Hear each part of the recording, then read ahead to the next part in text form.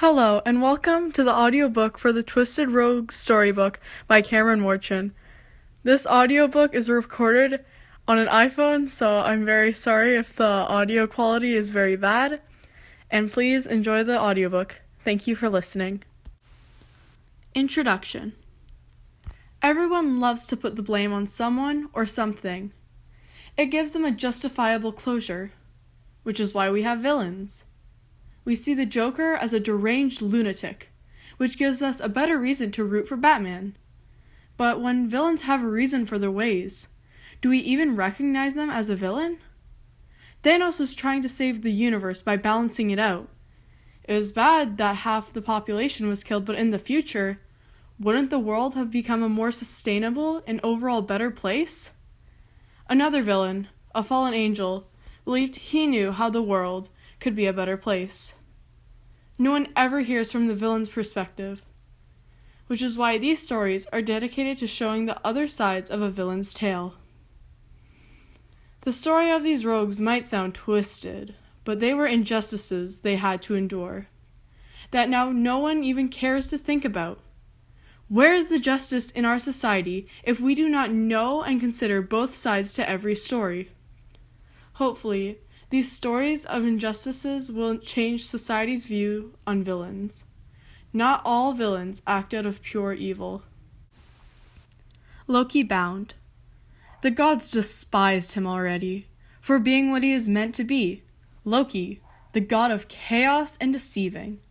For being the god of deceiving, he definitely should have thought of a less obvious way to kill Balder. But it had to be done.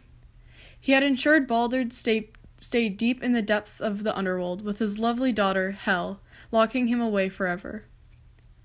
Loki stared back into the misty shadows as his daughter walked alongside him, guiding him back to the outside of the jagged Norse mountains. She had been awfully quiet. "What's wrong, dear?" Loki asked. Her face was grim as usual, the charred black side of her face looking down. There was an odd look of worry in her eyes. "The second we get out of here, you need to hide," Hel said in her monotone voice. "The gods are furious." Loki looked down, curling his hand into a fist. "How dare they be furious?" he said. They neared the exit, a large opening in a cliff, hidden using a mixture of magic and traps. Balder was loved by many. Many of them want revenge. Balder was loved for his gorgeous looks, but it seemed Loki was the only one who saw past that and could only see the god's supreme ego. The two of them stood in the front of the exit, looking out at the big open world. Loki could almost see the North Sea, a faded line of blue behind several mountains. "Please, be careful." Hel hugged Loki unexpectedly. "Please, promise me you'll hide." "I will. I love you." "I love you too." Loki began walking into the mountains, and even when he was a great distance away, he saw his daughter at the entrance of the underworld. With a heavy heart, he began to search the mountainside for a hiding spot.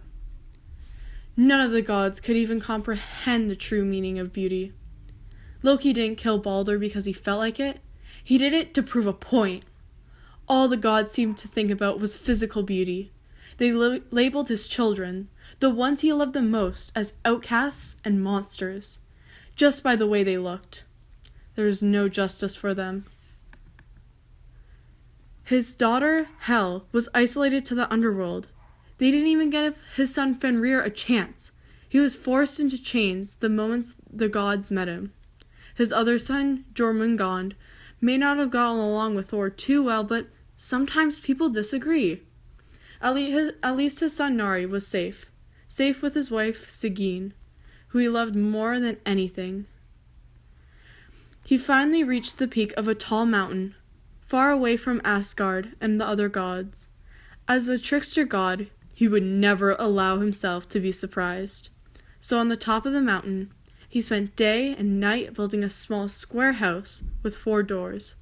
That way, he could look in every direction to see if the gods were coming to capture him. During the day, he peered out anxiously, only going outside to capture salmon from a nearby waterfall.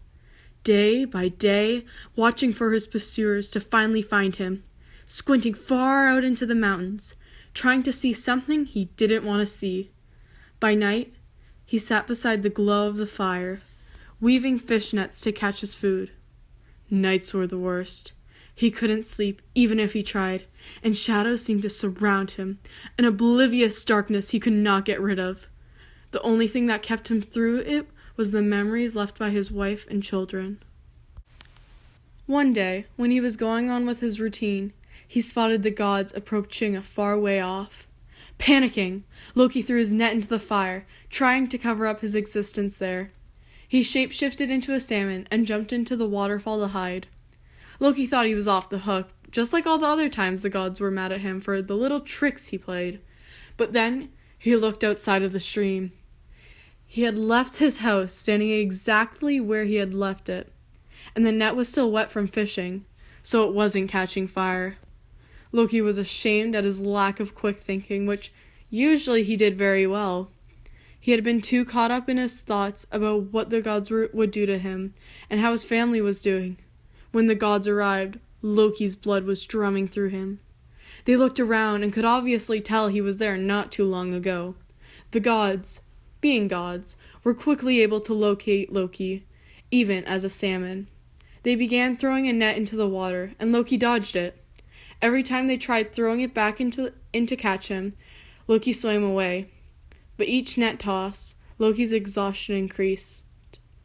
He knew he wouldn't make it much longer. If he could make it downstream, he could swim to the North Sea. It was his only escape route. He had to test fate.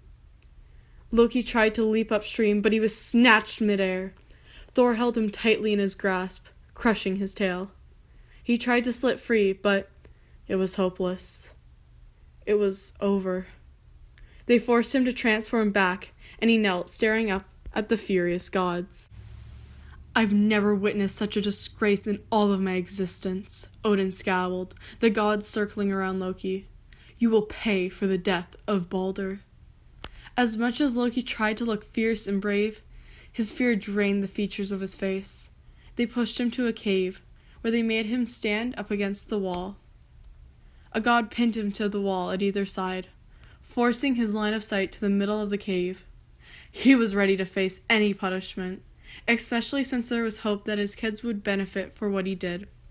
Maybe they would be judged less for their appearances, now that the gods knew even physically flawless gods could be defeated. That gave his anxious mind some peace, until his son Nari was brought into the cave and pushed into the middle. His wife, Sigyn, was being held at the outskirts of the cave, trying desperately to get to her son.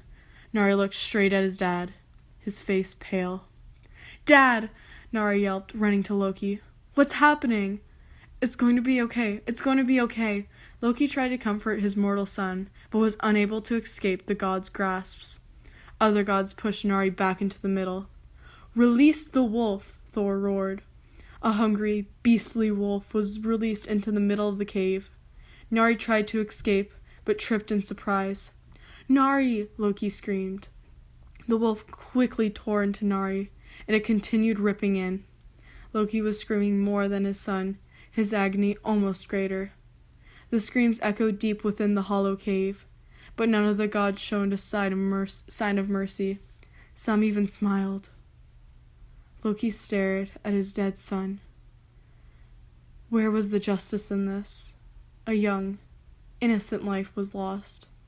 He should be the one slain, with blood soaking into the ground, not his poor son. A god picked up his son's entrails, and in a sharp flick, he turned them into iron chains. Gods began pushing him against a set of jagged rocks, binding Loki to them with the iron chains. It was hard for him to move, and his mind was blank. Everything seemed to move around him in a blur. He saw Skadi, the goddess of harm, set a snake on the rock above him. Its head drooped from the top of the rock, a green liquid dripping down from its mouth. It fell and quickly seared Loki's chest.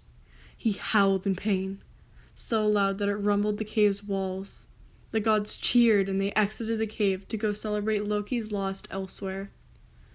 He coughed and choked, looking back up at the snake.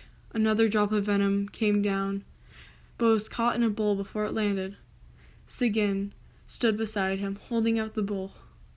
Loki stared helplessly up at his wife. "I'm sorry, my love," he whispered. She looked down at him with watery eyes, but did not say anything. They were destined to stay there, and when the bowl was full, Sigyn went to empty it. When his wife was gone, the poison struck him, causing Loki to shake the mountains with his screams. Justice to his family would never be found. An uninvited guest. "What do you mean, I'm not invited?" one of the Hindu triumvirates spoke. He spoke in a furious voice, but any god would if they found out they weren't allowed to such a special ceremony. His demon messenger servant just shook his head. "I am sorry, Lord Shiva, but that is what I've been sent to tell you." Shiva, the destroyer of time, sat moodily on a large stone that outlooked the Indus Valley. He had been enjoying his time bathing in the beautiful nature, although it was mainly rocks and dry air when he had heard the news. He wondered if his wife Sati had heard. He'd be sure to tell her the next time he sees her. There was a silence between him and the messenger as he pondered on. "This wasn't a part of the message, but I personally heard things you might want to hear," the demon mentioned, smirking in the way all demons do when they find some drama within the gods. Shiva turned to him, his eyes narrowing. "And what may that be?" he asked, clearly interested. "It has something to do with your mother-in-law, Daksha. She specifically asked for you not to come to the ceremony." Shiva cursed and rubbed his hands against his face. Why must she hate me? He knew Daksha didn't like him, but was he really that bad? Him and her daughter got along very well, so much so that he couldn't even remember an argument between them. Sure, he was the leader of demons and evil spirits, but did that make him a bad guy? Someone had to keep them under control, and Shiva had always guaranteed his responsibilities for keeping them in line. It was a lot of work sometimes, and all he was repaid with was a bad reputation.